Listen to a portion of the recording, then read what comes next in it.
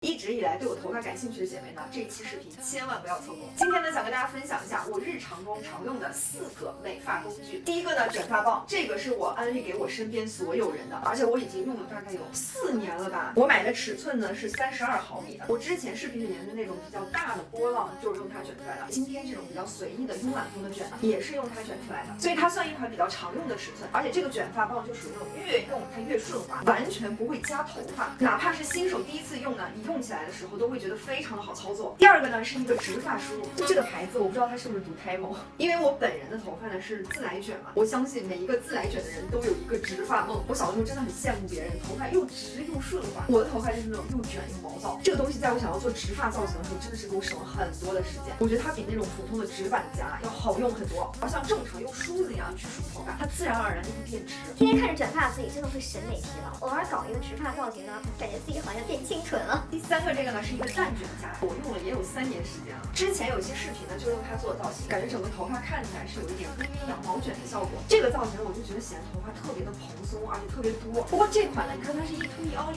个，像我现在这个头发长度用起来啊就贼费劲儿。如果你头发这么长的话呢，你可以去买一个更宽的，卷起来的效率会高很多。但如果你的头发就是中长发的话呢，这种2个呢会更好操作。偶尔搞一个这种蛋卷或者是小的羊毛卷的话，我觉得换换风格还挺不错的。第4个呢是 Akiro 的一个烫发器，其实就是用来电发根的。它里面呢是这样的对齿，夹出来的头发呢就像是玉米须一样的那个效果。头发长了这个头顶特别容易塌嘛，所以有的时候就会顺便用它让头顶蓬松一点。